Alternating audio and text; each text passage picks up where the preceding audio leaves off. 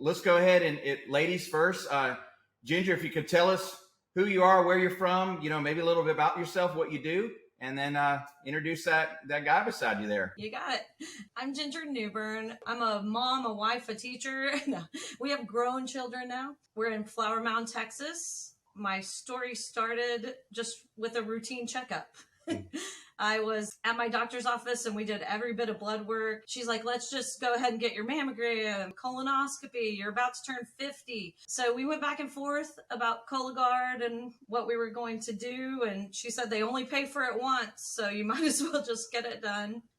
That was December, like right before New Year's. And Wow. so I went in for a routine colonoscopy and they found 2 centimeters. I don't remember. This is my husband, Chris Newbern, by the way. Hey, Chris. He has the worst end of our deal. When I woke up and wanted my chicky nuggies, the doctor said, okay, we got 2 tiny little polyps. We're going to send them off to the lab. I went out of there not thinking one thing about it. And she was not concerned. I was not concerned. No family history on her side, nothing they knew of, no symptoms, no blood work issues, nothing that would have indicated a few weeks later the phone call that she got. Being a special ed teacher in the middle of her school day with all of her students around her, nothing could expect to have prepared her for the phone call she got from the doctor. Yeah, so I'm in the middle of an ARD meeting. I'm on a WebEx call with parents, and I had already received a phone call that day from the doctor's office, and they didn't leave a message, which always worries somebody. And so when they called back, I felt like I better answer this. They call him back 2 hours later, and it was the doctor, the actual doctor that had done my colonoscopy. And she goes, I wasn't expecting to have to make this phone call, and I'm sorry that I'm talking to you. But I mean, she just laid it out there. She's like, the bigger polyp came back, and it's eaten away, like all the way to the outside. It's going into your intestine probably. The smaller one came back with nothing. And she said, so I need you back in here as soon as I can to tattoo you, and we're removing it. So I got all of that conversation at school with no Chris. He had just left town. I mean, I didn't know what to do, and it was not expected at all. I couldn't get a hold of him that night. I was just like, okay, I got to go back in and get tattooed, in my colon so that they can take something out and have a surgery. They went in, they tattooed. I had surgery February 9th. Was out of the hospital the next day, and I thought I was done. Like, I thought, oh, this is, I can tell everybody, get their colonoscopy, get this taken care of, we're finished. And Dr. Cox felt the same way. So when I got the phone call a week later that the labs had come back, and of the 24 lymph nodes that they had removed, one of them had cancer cells in it, yeah. And then one of them was completely destroyed by cancer. Yeah, so it was a tumor. So that's why I have to do a little bit longer treatment, because it's in my lymphatic system. We never would have known. And the doctors, who have been amazing, I have a young team of doctors, and they don't understand my case at all. But there's just nothing that's made sense about this whole situation. So then we went to an oncologist. They referred us to an oncologist who's a great guy, and started her on her chemo. You're what? 3 sessions in? Yeah. So basically the hardest part of this for me has been just knowing every 3 weeks I'm getting the flu. Like today, you caught me on a great day. I feel good. I've had no pills in my system for 3 days. My infusion is way gone. I feel bad saying I have colon cancer. I see the people beside me getting treatment, and I'm like, this is nothing compared to what you're going through. It could have been significantly worse. The chemo that the doctor says, he put it to us, this is cleaning out the lymphatic system. There's just little cells running around. We don't know where they're at. We don't know where to, you can't see anything. Aim at them. It's just... We're just giving the meds to kind of get it out of your system. So on the scale of bad to awful chemo, we're much more she's much more towards just the bad end of it. So we're really lucky. We caught it early. We caught it early, and then that was the case. I mean, the doctors, the reason they did the surgery is they thought that would take care of it. Otherwise, they wouldn't have done the surgery. They would have just sent her straight to chemo, and it would have been a much more severe chemo if they were trying to, eradicate the tumor. Right. And I mean, the blessing of this is I have 7 people already who have gone in for their colonoscopy. My brother went in. He's totally clean. 2 of my friends have come back with issues, not cancerous, but other things that they're having to take care of. And so I do feel like, everything happens for a reason. And if we can spread the word to just catch it early, because man, this could have, in 10 years, we could be sitting here having a different conversation. Right. Well, first of all, let me commend you willing to do this while you're in the middle of your fight. Both of you have an amazing attitude, and you're using the word like blessing, and you're helping people. When you found out at school, other than call Chris, I mean, what did you do? I imagine it was like the world stopped. You probably couldn't believe it. I am not one to sweat over big problems. I sweat over the tiny little stuff. When something happens and she's calm and quiet and focused, I know it's bad. How long have y'all been married? 25 years.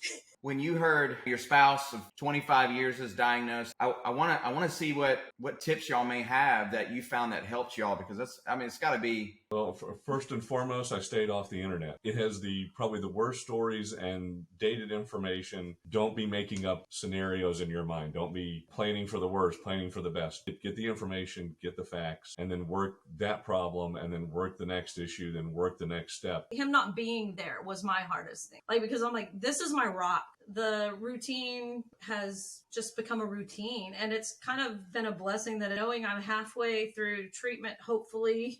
Y'all are an amazing couple. I can see that y'all are a force of nature. Your energy, the way y'all play off of each other. Hey, congrats on your 25 years. This is amazing.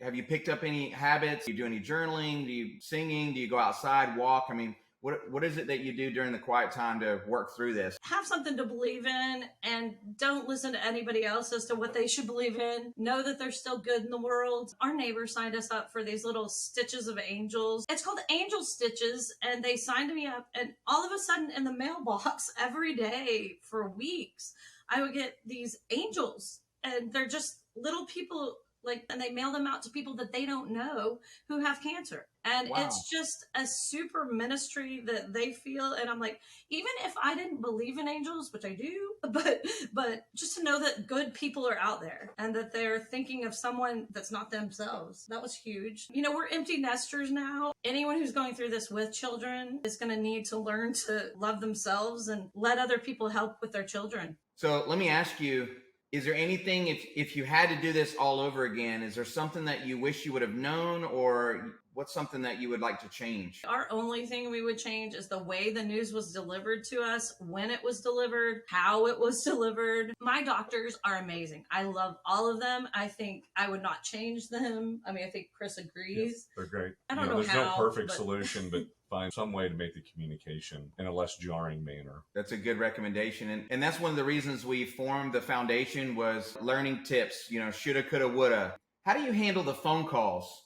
Is there any tips you could give someone that's in the middle of their journey and they're getting inundated with advice? Those calls where they keep having to talk about how they feel. I'll start with you, Ginger, if that's okay. And then Chris, I'm curious how it is for you. The first thing that I did was call my friend who had just gone through breast cancer. I said, what did you do? And I knew she had a Facebook page and a group that she had formed so that she could just put big updates out there so that it would stop the ones that she didn't talk to every day from calling and asking. And so immediately I set up a kicking colon cancer's ass little group and just put it out there. And I said, everybody's invited. You don't have to, but if you want to, here's where it's going. And so I try once a week to just put something out there, whether it's good, bad, or ugly, or just inspirational. And that has kept 90%. That's where I'm getting my comments and my advice, which I do get a lot of it on there.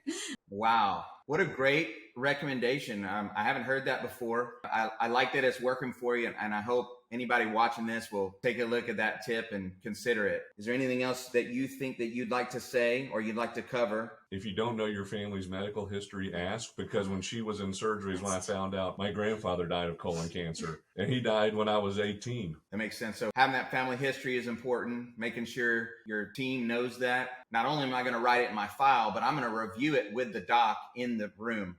And so if you're watching this, you just heard Chris recommend know your medical background. I love y'all's recommendations. I have to ask you, why did y'all agree to do this? Why did y'all want to share your story? My mom passed away from lung cancer, and she did not know she had it.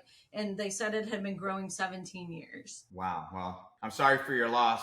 Grateful you're telling your story and her story and your family's history so we can learn from it. We don't want to repeat the past. That's what the history's for. Chris? Everybody thinks cancer is an old people problem. I'm not old. She's 50. You're 45. I think I told you this story. When I was 35, I played men's league ice hockey, and we lost a teammate to cancer, and he was 35 years old with 2 little kids. Cancer is not an old people's condition. It is, whether it's the environments we live in, the lives we lead, or just medical technology getting better where it's being, caught and found out. It's becoming progressively a younger and younger person's concern, and you need to be taking care of yourself and starting to see doctors in your 30s and 40s and getting scans and doing what the doctors are telling you to do. 3 people in my life, well under 50, her teacher friend, 4 people, significant cancer situations. Yeah, the odds aren't great that you're going to have it, which is nice. But if you're one of the unlucky ones, if you catch it early, you get to have the rest of your life. If you don't catch it early, your life's going to be cut very short. Do what the doctors say. Go in. It's not fun. You don't like needles. You don't want to be poked at. You don't want to answer questions. Do you want to live or do you want to die? Wow. I've got to thank you both for sharing your story here today. And I thank you for your courage. And we wish you the best as you're continuing on your fight. We'd love to have you back on here, sharing your story through your journey. I hope anyone watching, as you see Chris and Ginger, how much they love each other and their joy and how they're literally putting their best foot forward and keeping a positive attitude. And I love that y'all didn't go on an island trying to deal with this by yourselves. You've got a community behind you, and I want to encourage you to keep pushing forward same way you are today. And thank you for sharing during your good day with us. And we hope that you continue to have many good days going forward. And we look forward to, seeing you go across the finish line, both of you. Appreciate it. Thank you. Thank you.